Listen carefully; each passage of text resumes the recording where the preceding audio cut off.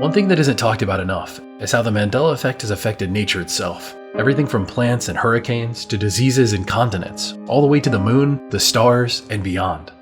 The Mandela effect is when a large group of people remember something one way, only for it not to be that way anymore, to have seemingly changed, almost miraculously.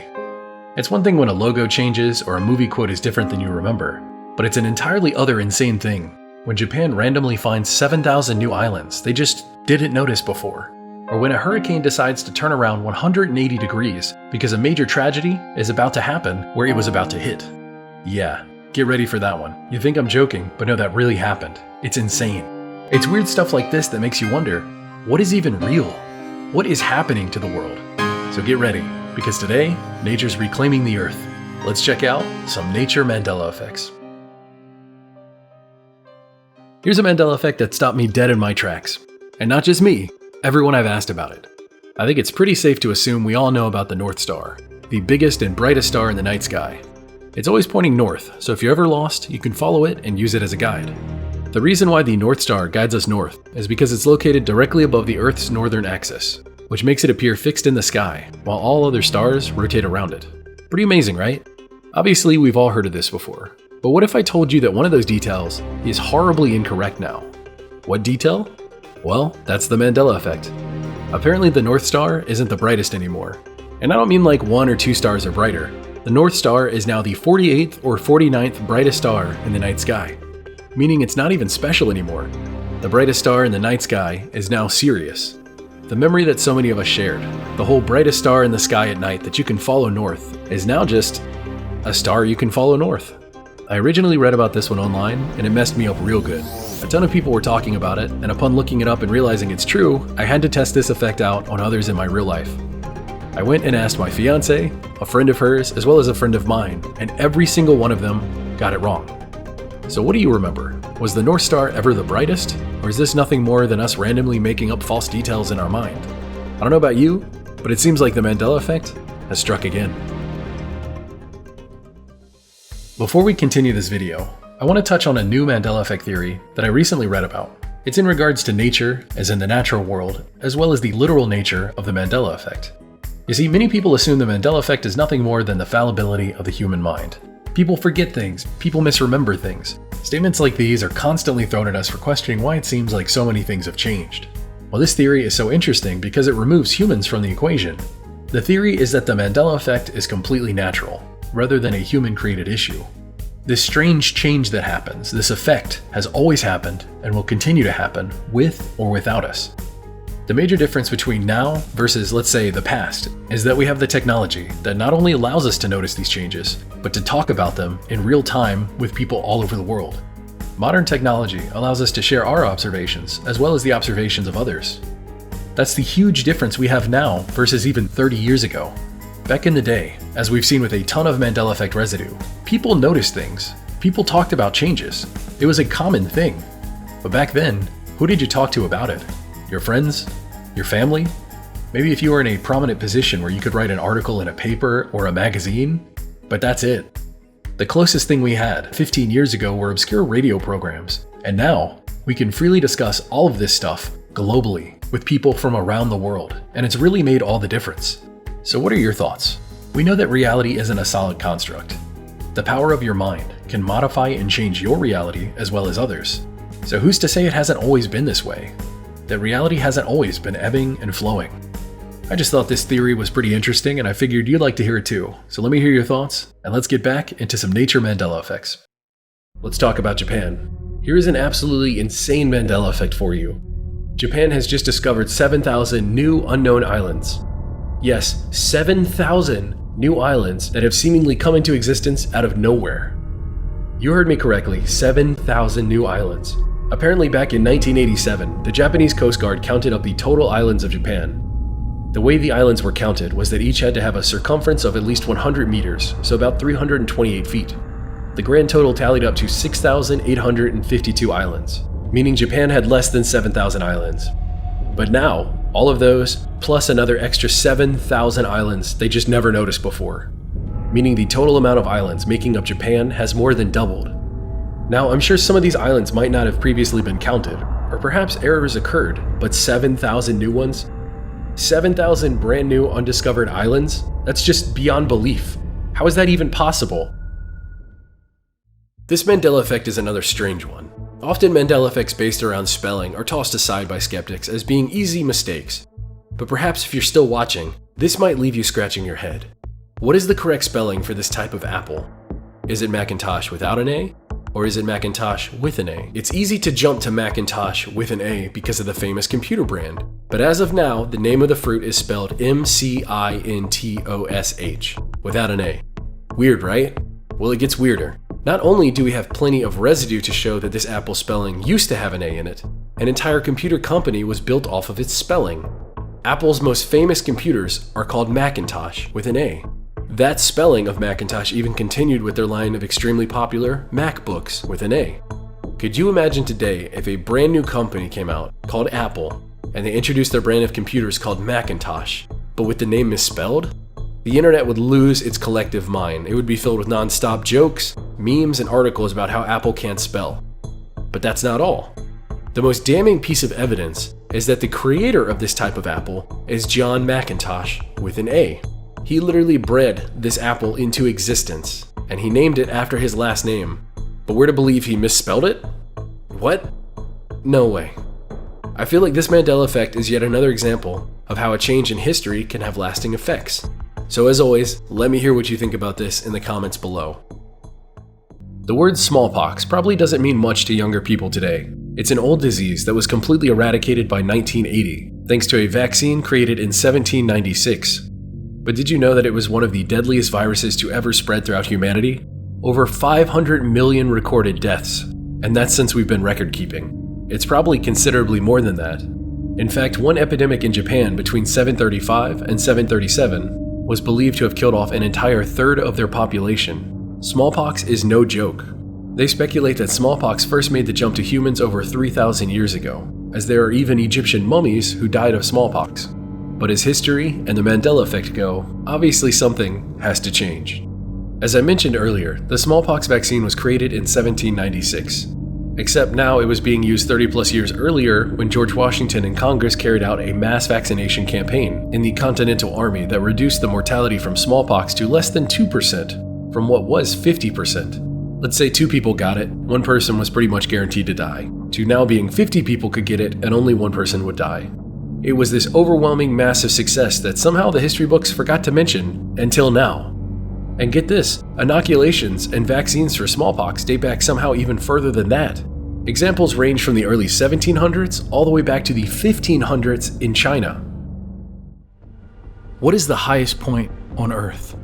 I'm going to give you a second to think about this. The highest point on Earth. I remember it being Mount Everest. Not anymore. It turns out that's not the case anymore. The standard measurement for these mountains is height above sea level, but there's an issue with that. It assumes that the Earth is a perfectly round sphere, which it is not. Gravity and the Earth's rotation make it appear as though it's smushed down in certain parts. This creates a bulge in places such as the sea. So the sea level is a different height at the poles compared to the equator by about 13 miles. All this to say there is an alternative to measuring heights. Instead, we measure the distance from the center of the Earth. Using this math, Mount Chimborazo in Ecuador is the farthest point on the Earth's surface from the Earth's center because of its location along the equatorial bulge.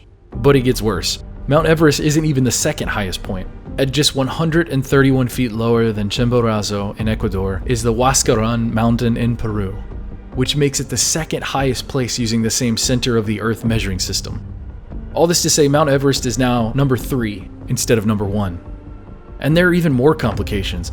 Another way of measuring the highest point is to just go from the bottom to the top of the mountain. When you do this, you're ignoring sea level, which brings us to Mauna Kea in Hawaii, which is the tallest mountain on Earth by far, even though most of it is submerged. So what do you think about this? Was Mount Everest always the 3rd highest point on the Earth? Or is this a Mandela effect? Has the science of measurement simply changed without us noticing? Or is this different than you remember? Let me know in the comments below. Here's a really strange Mandela effect for you. You know how plants grow towards the sun? It's why flowers or branches grow in a certain direction. It's all about getting some of that delicious light. The actual term for that is phototropism, where stems bend towards the direction of light to maximize photosynthesis. When it comes to sunflowers, it's called heliotropism because they don't just grow towards the sun, they actively track it every single hour of the day that the sun is out. This has been a well-known and well-documented thing for a long time. So what is this sunflower Mandela effect, you might be wondering? Well, recently people started noticing that adult sunflowers no longer do this. They simply sit in place. Which is kind of weird, right? I mean, the name sunflower comes from helianthos annuus, which in Greek, helios means sun and anthos means flower. Can you see those sunflowers? Sunflowers have a thing called heliotropism. They face the sun and curve their face towards the sun every day, all day, every hour to absorb the sun. But these sunflowers have a completely different mechanism, and for some reason, they don't like the sun. I mean, it's literally called a sunflower. It looks like the sun and it tracks the sun. It's one of the most interesting features of the sunflower. So let's break it down. Many have said that this isn't what they remember. Others say it's always been that way, and even fewer have claimed it's because the sun was replaced a few years ago, and that the sun we have today isn't the sun we used to have, that its color is off or it's changed, which is quite the claim. A claim so massive that I'd need to see a massive amount of evidence for before I'd even start to consider that idea. Anyway, this Mandela effect started to spread, and it got really, really popular. So big, in fact, that Snopes, the website whose entire purpose is to debunk things and maintain the status quo, had to write an article about it. In that article, they claim that sunflowers have an internal alarm clock, much like us, called a circadian rhythm. While our circadian rhythm is associated with our sleep cycles, apparently sunflowers use their circadian rhythms to track the sun. The sunflower grows out on the eastern side, moves its head back towards the west as the sun moves in the sky, and at night it resets its head back towards east where the sun's going to rise again in the morning. Now the claim is that it's just juvenile sunflowers that do that, and mature sunflowers don't move. Finally, the article ends by saying that the sun hasn't been replaced and everyone is simply misremembering everything. What do you think? I recently went up to a mountain casino in North Carolina, and as I traveled through these mountains, I noticed something on multiple signs that felt deeply wrong to me. And that is the spelling of Smoky in the Smoky Mountains. Which is the correct spelling? With an E or without? Well, the correct answer is without an E. I've always known these mountains as being spelled with an E, but apparently now they don't have one. But it gets weirder. Check out these photos that we captured of Smoky Mountain signs. All of them are missing an E, except for this one particular collection of signs. This photo shows, miraculously, a little bit of residue. Both signs on top are spelled Smoky without an E. But the third time it's mentioned is the hand-drawn sign, and that one has an E in it. Now to me, this is beyond fascinating, so follow along. Why would someone misspell the mountain that their shop is literally built on top of? How erroneous and absent-minded would one person have to be to buy land on the Smoky Mountain, open up a shop, include Smoky in the title of your business, and lastly, place your sign under two quote-unquote correct spellings of Smoky that contradict yours? It simply doesn't make any sense. Has anyone ever told this owner before? The next time I'm up there, I'm going to pull over and I'm going to ask the owner because I'm super curious to hear what he or she has to say. So tell me in the comments below, is this a Mandela effect for you as well? What are your thoughts on this? Lastly, is there something we aren't quite understanding about the Mandela effect? Specifically regarding hand-painted signs versus machine-made signs and logos. Mysteries through and through. Please let me know your thoughts in the comments below. Name the planets, moons, asteroids, and/or celestial bodies humans have sent objects to. Just think about that for a second. Obviously we get Earth, that's a free space on this bingo card. Then we have the moon, of course. Where else? Mars, yeah, we got a couple rovers there. Then there's that one asteroid that Japan was able to land 2 rovers on. That was pretty awesome. We also landed on Saturn's moon Titan. So there are plenty of interesting places humans have sent objects to. There's one upcoming mission planned for 2039 to finally land on Venus with a rover that is powered by the wind. You see, Venus is incredibly harsh. 465 degrees Celsius or 869 degrees Fahrenheit. Meaning whatever we send there, the electronics on board will fry and eventually the entire rover will melt. So the plan is to build something that can potentially survive months out there. Pretty cool, right? So you might be wondering, what's the historical Mandela effect here? What? Am I gonna tell you we've already sent an object to Venus? Yes, we apparently already have. Venera 7, a Soviet spacecraft, successfully landed on Venus in 1970. Ever heard of this before? No? Well, you're not alone. Venera 7 apparently transmitted information to Earth for 53 minutes, which included about 20 minutes from the surface. So not only do we know exactly what Venus looks like from the ground level of the planet, we've had photos and videos of it for 53 years. Look at these photos. Humans walked on the moon in 1969 and captured a bunch of photos and video. And a year later, in 1970, we acquired photos and videos of Venus. They're real, and you're looking at them right now. Sure, why not? Next thing you know, we'll have already landed on another planet, and somehow everyone will have forgotten about that as well. I'm calling it now. This Mandela effect is really simple and straightforward, so let's get right into it. What is the longest river in the United States of America? Is it the Mississippi River? Or is it the Missouri River? Most would claim in a heartbeat that it's obviously the Mississippi River.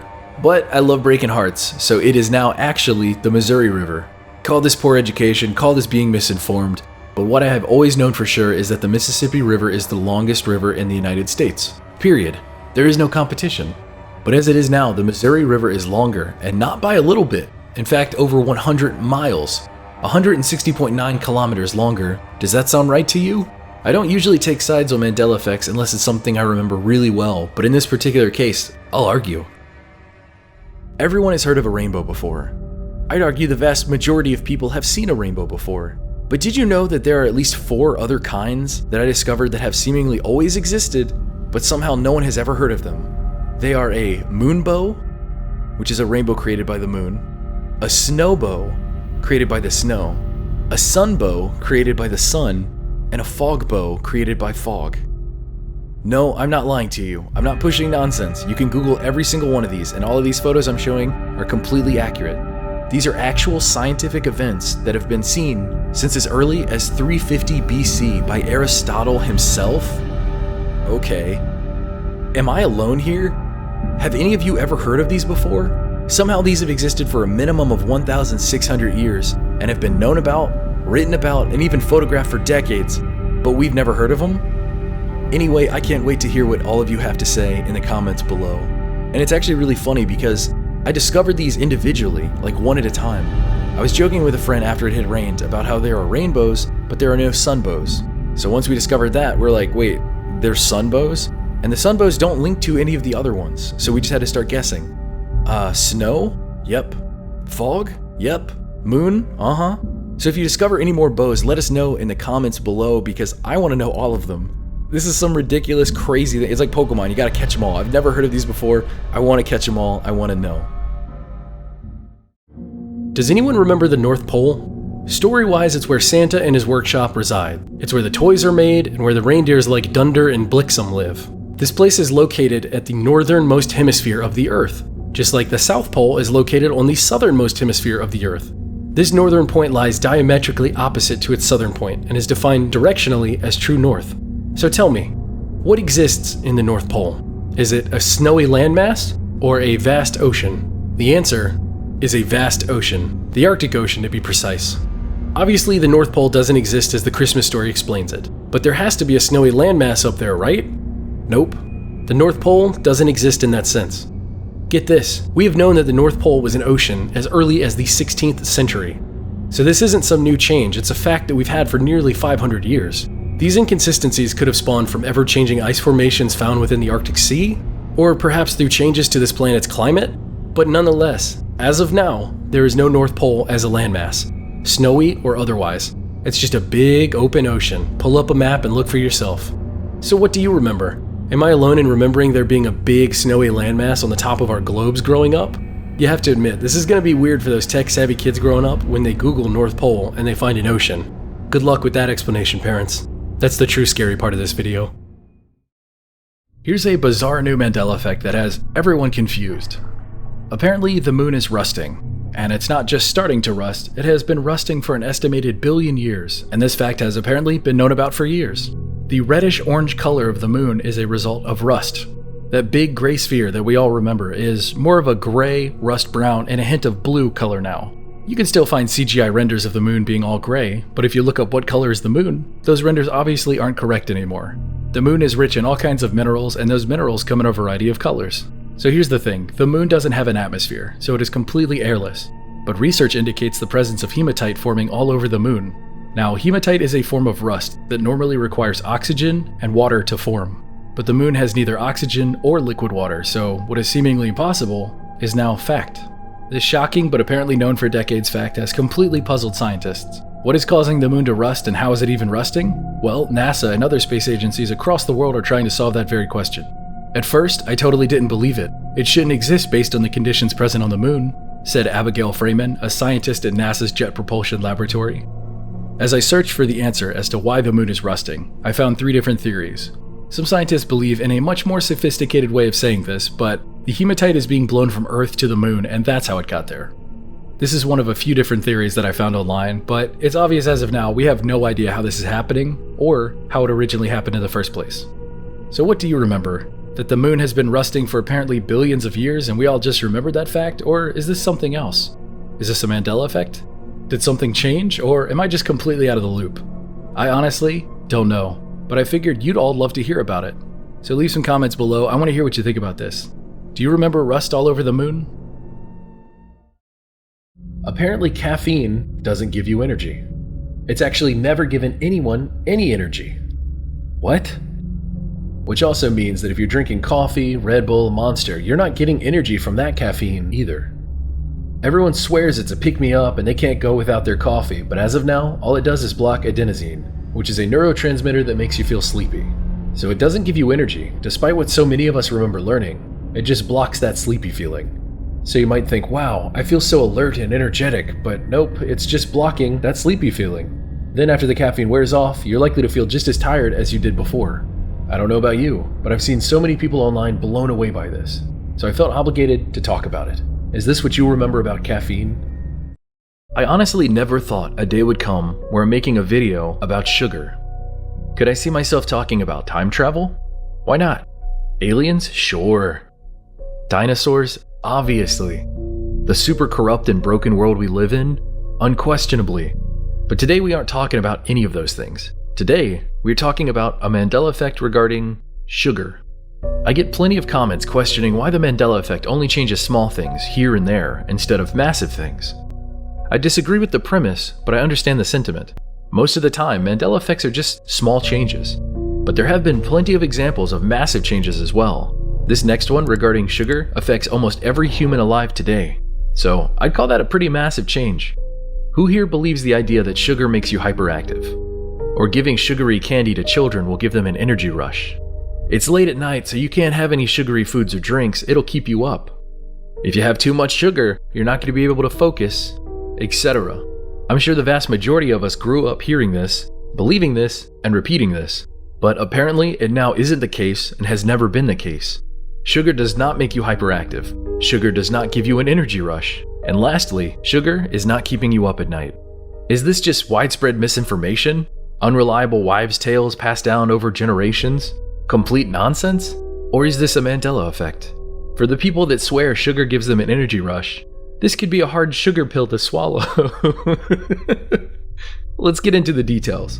In 1995, a meta-analysis was published that combed through the findings of 23 experiments across 16 scientific papers. The authors only included studies that had used a placebo and were blinded, which means that the children, the parents, and the teachers involved did not know who had received the sugar and who had been given the placebo. After analyzing all of the data, the authors concluded, this meta-analysis of the reported studies to date found that sugar does not affect the behavior or cognitive performance of children. These sugar studies included glucose, fructose, sucrose, glycogen, and cellulose. The result was the same for all of them. Sugar doesn't induce hyperactivity or a rush of energy. All of this is really fascinating, but the most interesting fact that I saw was regarding white bread. The speed we absorb sugar into our bodies is called the glycemic index. The higher a food scores on the glycemic index, the faster we absorb it and convert it into glucose, which is then used as energy. Table sugar has a glycemic index of 65. You'd think, okay, that's pretty high, 65 out of 100. White bread has a glycemic index of 100, the highest possible score, meaning a slice of white bread gives you energy faster than table sugar. Have you ever heard anyone talk about white bread energy before? Getting bread hyper, or a bread high? No, because sugar doesn't cause hyperactivity or an energy rush. Here's another fun fact. Studies have shown that when children are given a sweetened beverage, the parents are more likely to consider them hyperactive and full of excess energy, even though the science now shows that that isn't true and apparently has never been true. I'm sure a ton of you are scratching your heads right now and saying, "No way." I get it. That's a lot of weird new information to take in, but that's why I'd love to hear some parents out there sound off on all of this. Before I stop talking about sugar, I'd like to dispel another possible explanation. It's the idea that sugary snacks cause a brief spike in blood glucose, an effect called hyperglycemia, and that is the cause of the energy rush and hyperactivity. Unfortunately, the symptoms of hyperglycemia include thirst, frequent urination, fatigue, irritability, and nausea. They do not include hyperactivity or energy bursts. Also, I feel silly explaining this again, but some need to hear it. Try to remember that not every Mandela effect affects everyone. No single person in the world has ever been affected by all of them. Some will blow your mind, and some won't affect you in the slightest, and others will just make you feel unsure and weird. This is okay, we have all been through it. Just remember that Mandela effects are based on groups of people remembering things differently. So if you're feeling like the odd one out, just read a bunch of the other comments to get a better overall feel of the population. So what do you think? Is this a Mandela effect, or have you always known this? Growing up, you've probably learned that a straight line is the shortest distance between 2 points, right? Or some variation of that, like a line is the shortest distance between 2 points. Does that sound familiar to you? Because if it does, you're about to be interested in this. That's correct if it's a straight line, but it all depends on the geometry of the object in question. For example, if my country, the United States of America, was completely flat, then yes, a straight line would be the shortest and fastest distance between 2 points. But Earth is a sphere, which means that the shortest distance between 2 points is actually an arc, known as the Great Circle Distance. This might seem like it's getting complicated, but stick with me, it'll all make sense. This Great Circle Distance, or curve, is actually the shortest distance between 2 points. This concept isn't new, it's always been known about, and nearly all methods of distance transportation use this. Planes, boats, and yes, even sometimes traveling in a car when the roads allow for it. This one blew me away. All of those flat physical maps we saw and read growing up didn't account for the curvature of the globe, and as such, a straight line is no longer the shortest distance. It simply isn't. Take for example, New York City to Paris. You'd think a straight line would be the shortest route, coming in at about 3,743 miles. But actually, it's the Great Circle Distance, which is shorter, coming in at 3,626 miles. The curved line beats out the straight line. It may look longer to us, but it is in fact somehow both shorter and faster on a sphere. I don't know about you, but this is mind-blowing stuff to me. That phrase that so many of us heard growing up, in relation to geography or movement on this Earth, is simply not true. I wasn't really sure if I was going to include this one, but it's tested really well against the people that I've asked in real life and online, so I'll let you decide. Do you think this is an example of the Mandela effect, as in a group of people remembering things differently compared to the way that they are now? Or has this always been the case and a ton of people simply remembered the exact same thing incorrectly for all these years? With all of these videos, I like revisiting older Mandela effects when new residue or information has become available. So here's a classic Mandela effect I'm talking about for the first time because it finally made sense to me. Recently it got brought back up and it was more fully explained. So let's get into it. Apparently our place in the universe has moved from the Sagittarius arm of the Milky Way galaxy to the Orion arm of the Milky Way galaxy. What does this mean? Well, apparently our solar system's location has moved from the far outer edge to the middle of the Milky Way galaxy.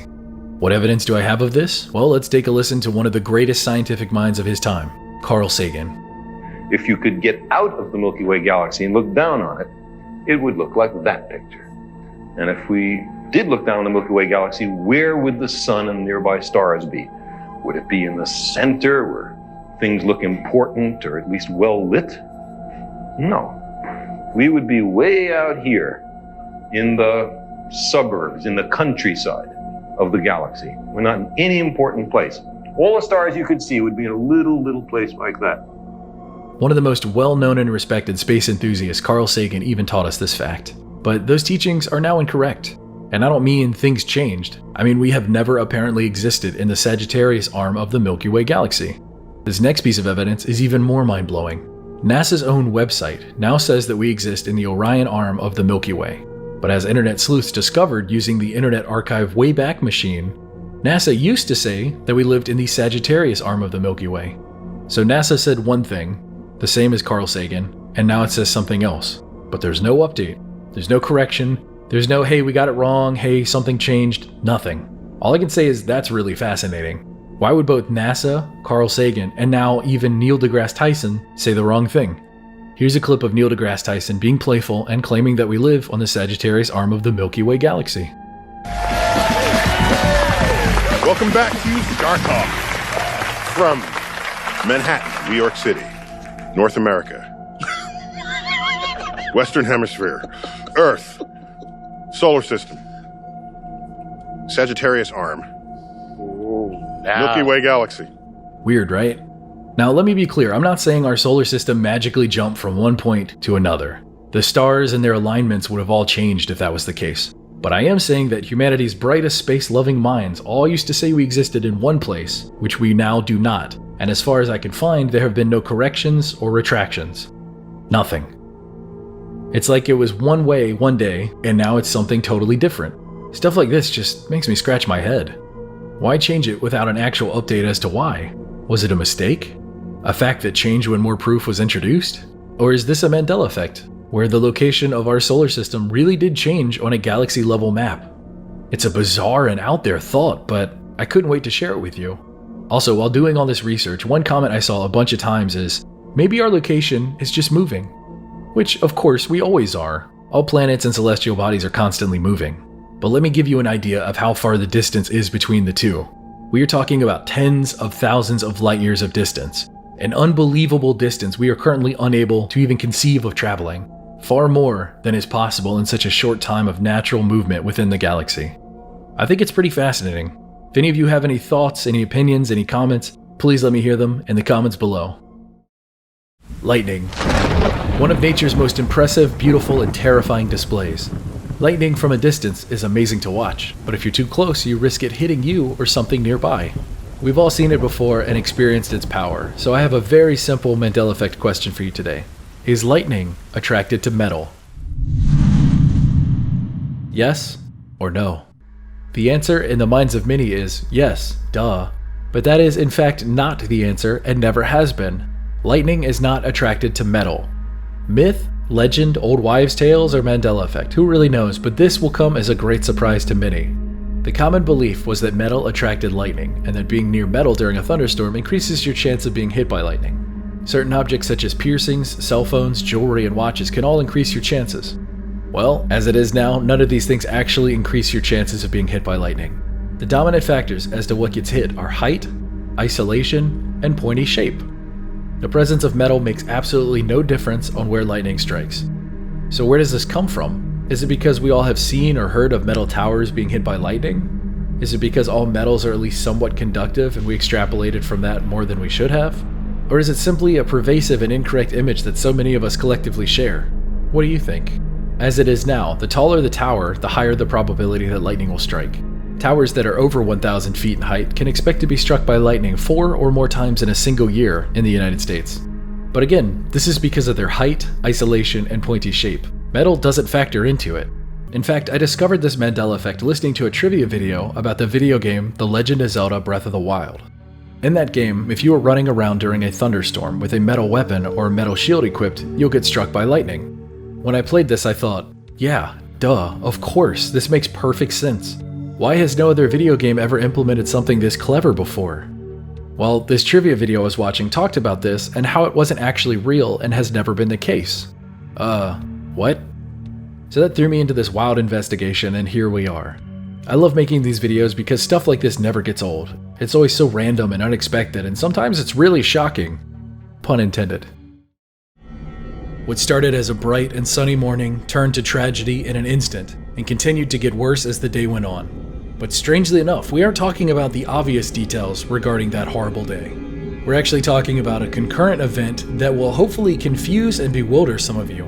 Did you know, on September 11th, 2001, New York City was supposed to get hit by a massive hurricane named Hurricane Erin? Here's one of the reported images of this hurricane from back then, and as you can see, it's massive. Does any of this sound familiar? Do any of you remember hearing about a hurricane about to hit New York City on the same day that the towers went down? It had been heading on an impossibly straight line for New York City for 4 to 5 days. The closest it got to landfall was the coast of New York. Supposedly, Hurricane Erin's size was comparable to Hurricane Katrina, and its power was comparable to Hurricane Sandy. Country kids, on this Tuesday, the night of the Latin Grammys. Sunny skies down through Texas, all the way from the bottom of Texas to the top of North Dakota. Little rain to the right of North Dakota. Parts of North Dakota may see a little rain. To the west of the country, no problem. To the east of the country, no problems except down in Florida, little rain. Other than that, it's kind of quiet around the country. We like quiet. It's quiet. It's too quiet. That's a quick look at the Nashville forecast. Here's an early look at your weather. Hurricane Erin got so close to hitting that thunder and rain were reported at JFK Airport, Newark Airport, as well as LaGuardia Airport. So why don't any of us remember this massive hurricane hitting New York City? Why did all of the 9/11 photos and videos show bright and sunny skies? Well, apparently right before landfall on the morning of September 11th, 2001, Hurricane Erin did a near unprecedented turn of 150 degrees and just flew off into the ocean. It's as if Hurricane Erin realized that enough tragedy was going to happen that day, it just decided to leave. Do you ever remember hearing about Hurricane Erin, or have you ever heard anyone discuss it ever since? I came across this while doing some research for my last video, and I can't help but be amazed. A hurricane with such insane power and size was about to strike on the same day as America's biggest tragedy, but instead turns around and disappears, only to never be talked about or mentioned again. This one, I don't even know what to say. As always, let me hear all of your thoughts about this one, as well as all the other Mandela effects I talked about today, in the comments below. If you made it this far, let me hear which one of these effects messed you up the most. I saved the hurricane one for last because it is genuinely one of the creepiest effects I've ever covered. Like, I still think about this one to this day. That's one I'll never forget. Until next time, never stop searching.